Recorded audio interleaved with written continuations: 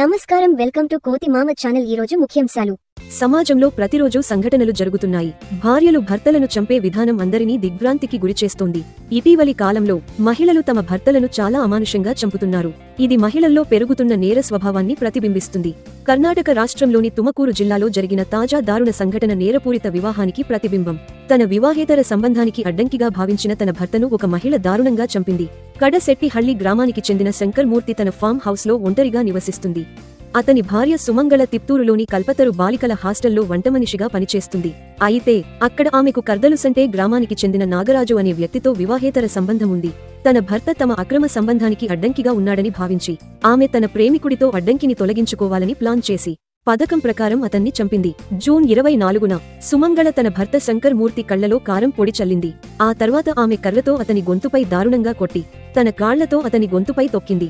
ఆ తర్వాత ఆమె మృతదేహాన్ని గోనె సంచిలో చుట్టి దాదాపు 30 కిలోమీటర్ల దూరంలో ఉన్న దండనిశివర పోలీస్ స్టేషన్ పరిధిలోని పొలంలో ఉన్న బావిలో పడేసింది.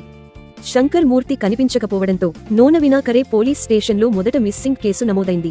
అయితే కేసును దర్యాప్తు చేస్తున్న పోలీసులకు శంకర్ మూర్తి మంచం దగ్గర కారం పొడి ఆనవాళ్లు మరియు పోరాట ఆనవాళ్లు కనిపించాయి మరియు అనుమానాస్పదంగా సుమంగళ ఫోన్ కాల్ డేటాను తనిఖీ చేశారు. దీంతో నిజం బయటపడింది. పోలీసులు సుమంగళను అరెస్టు చేసి ప్రశ్నించగా చివరకు ఆమె నిజం ఒప్పుకుంది. తన భర్తను తానే హత్య చేసినట్లు ఆమె పోలీసులకు చెప్పింది.